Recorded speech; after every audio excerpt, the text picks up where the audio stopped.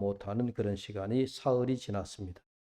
9장 3절에 보면 하늘로부터 빛이 그를 둘러 비추었다라고 말합니다. 이 빛이 무엇이었을까? 너무나 강력한 빛이 사울에게 비추니까 그는 눈이 멀게 되었고 땅에 엎드려졌습니다. 사울이 빛 가운데 부활의 주님을 만났습니다. 부활의 주님을 만난 사울이 그의 신앙관이 바뀌고 하나님에 대한 오해를 풀게 되어졌다라고 할까요? 하여튼 하나님을 바라보는 관점이 사울이 달라졌습니다. 이것은 그동안 사울이 유대인으로서 하나님에 대한 자기의 관점인데 이걸 제가 지난주에 유대인이 하나님에 대한 편견을 가지고 있었다. 그렇게 제가 표현을 했습니다. 여러분 편견이라고 하는 말이 나오니까 제가 이런 예가 생각이 납니다. 산골에서 자란 아이가 일출을 이해하는데 어떻게 이해를 하느냐. 해는 아침마다 우리 뒷산에서 해가 뜬다. 산에서 뜨나요? 뒷산에서 뜹니까? 예, 집의 위치에 따라서 앞산에 뜨기도 하고 뒷산에 뜨기도 하고 늘 자기가 사는 동네에 산 위로 해가 솟아오르니까 해는 우리 동네 뒷산에서 해가 뜬다. 그렇게 생각을 해요.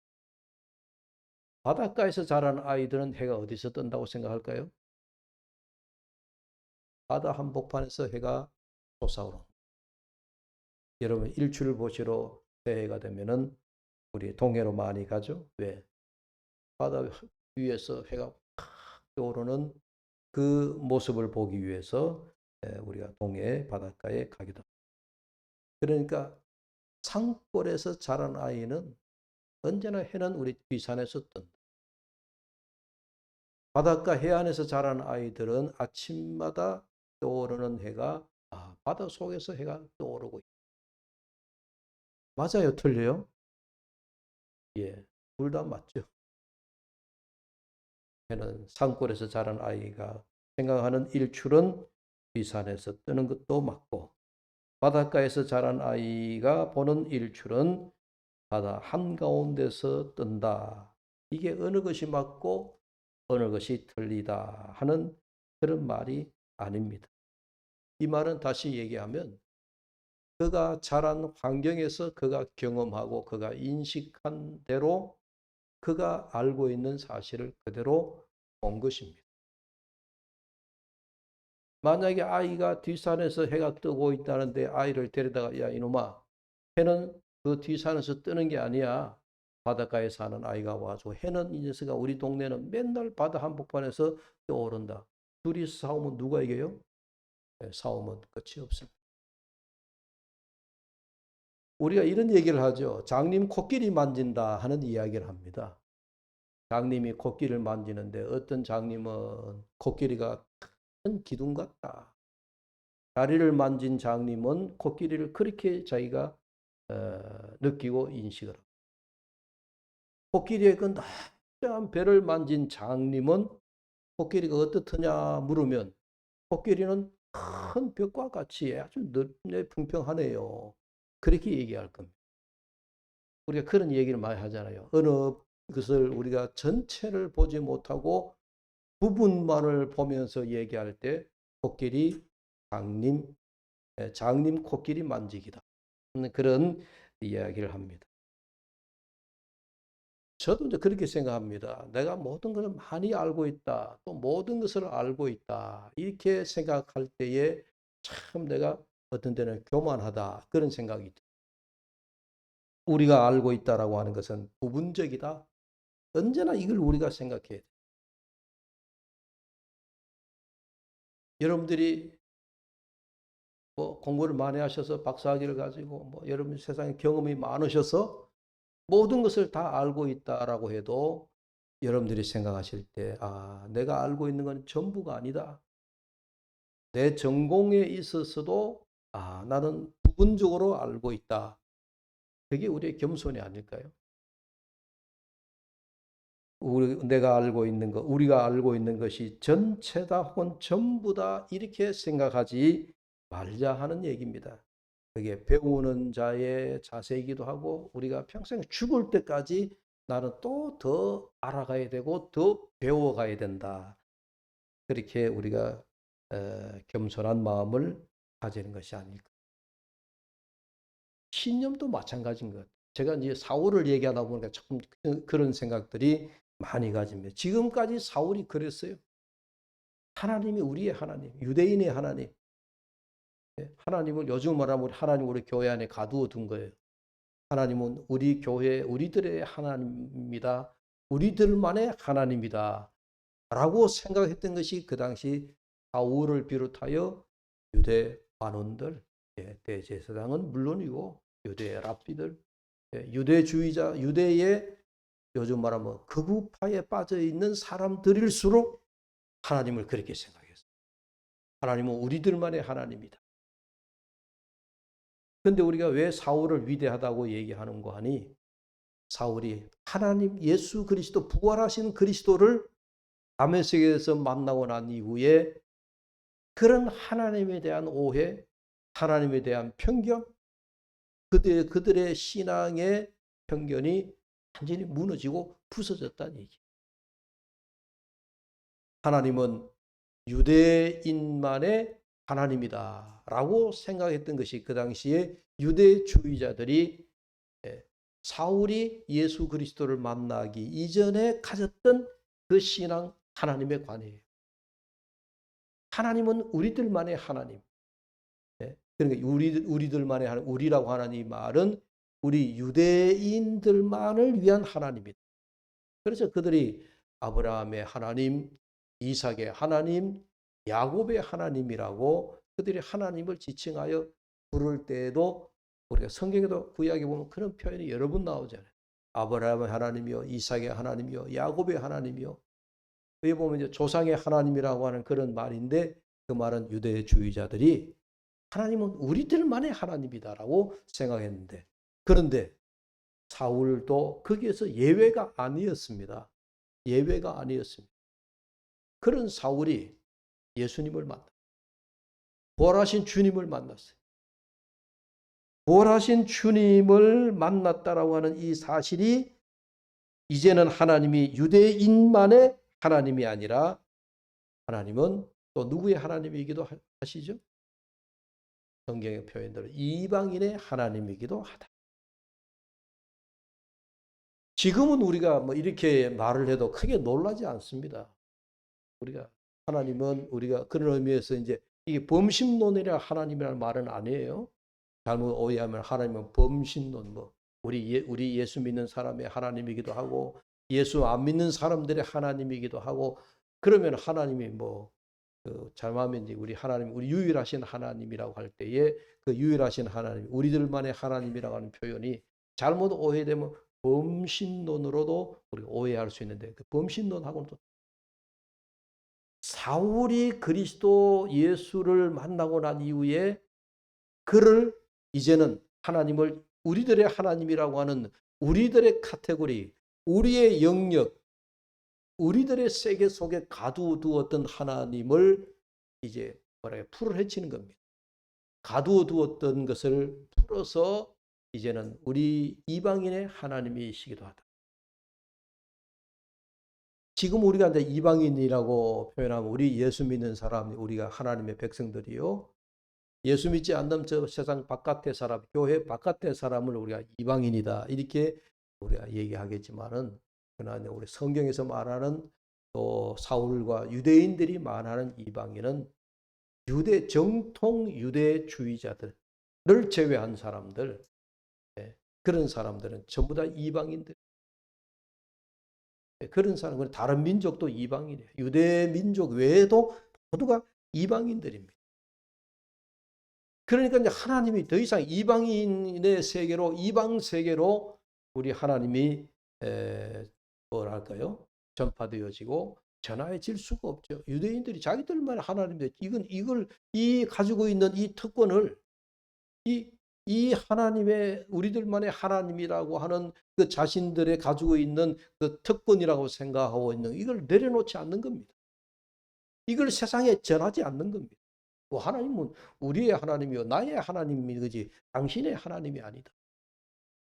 그렇게 생각하니까 도무지 이제 우주의 만물의 하나님, 천지 만물을 창조하신 온 세계의 하나님이 이게 전파되지 않는 거잖아요.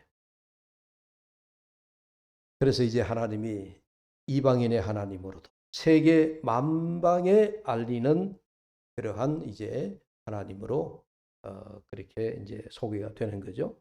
오늘 그 시발점 근거를 밝히는 성경 구절이 나옵니다. 우리 오늘 9장 15절을 보십시오. 15절을 보시면 주께서 이르시되 가라 이 사람은 내 이름을 이방인과 임금들과 이스라엘 자손들에게 전하기 위하여 택한 나의 그릇이라.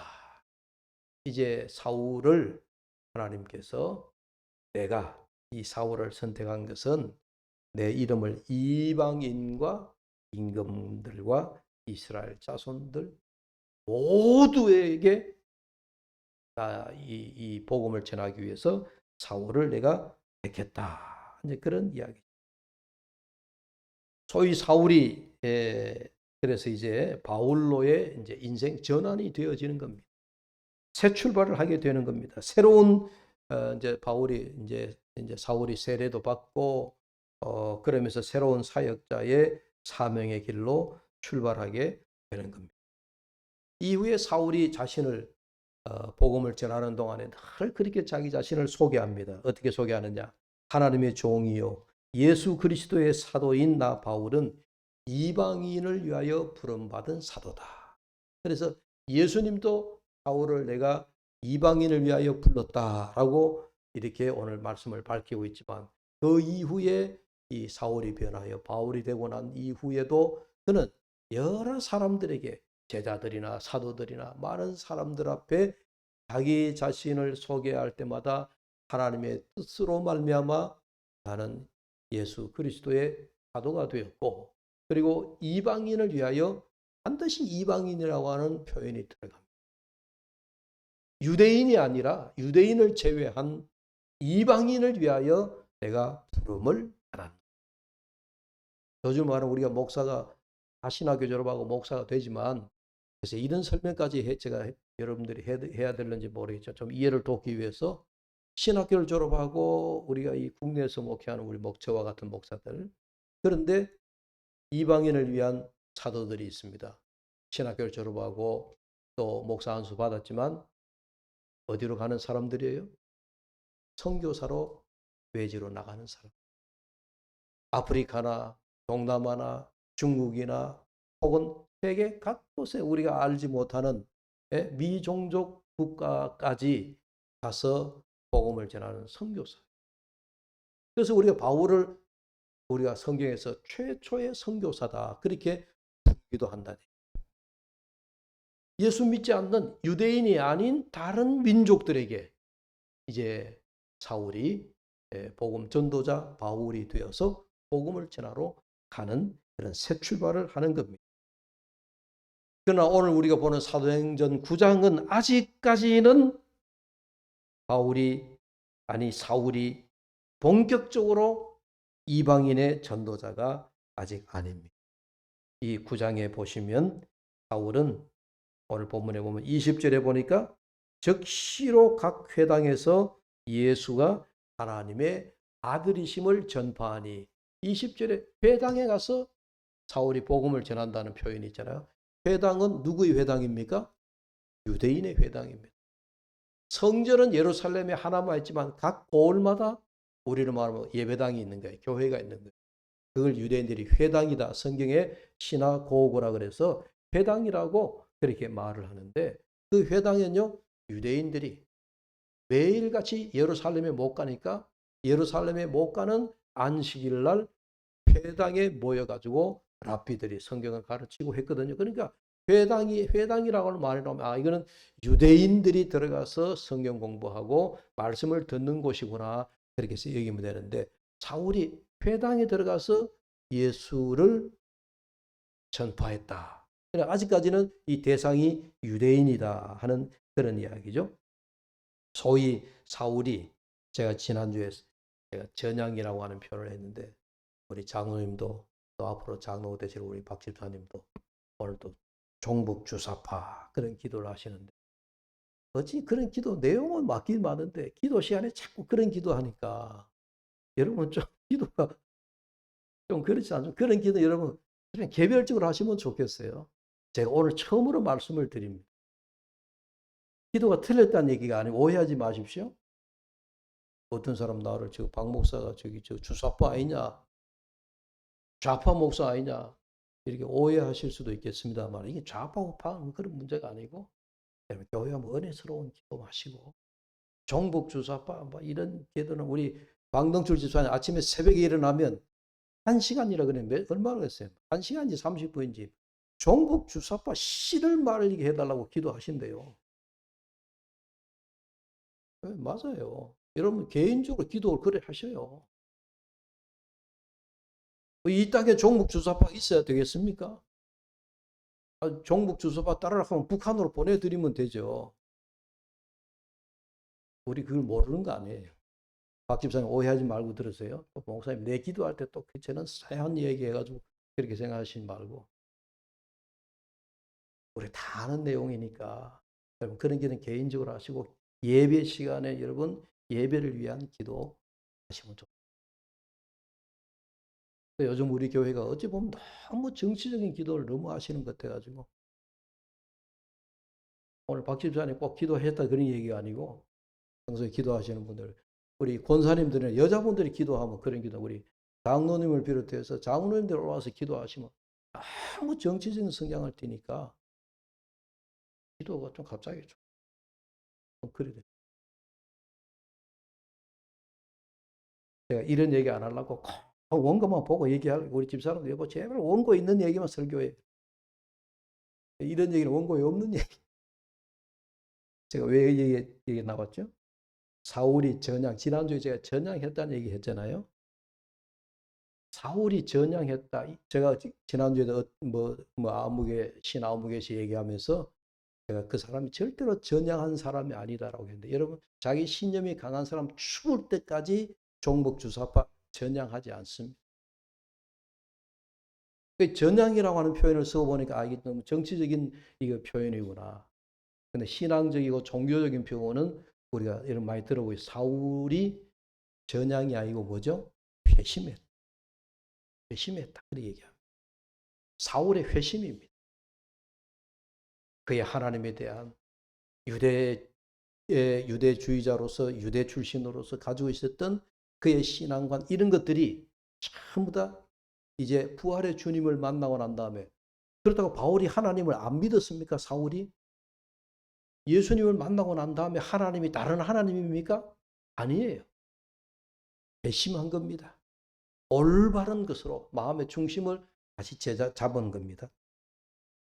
그래서 이 사울이 회심이다라고 이렇게 제가 표현을 합니다. 유대교에서 예수교로.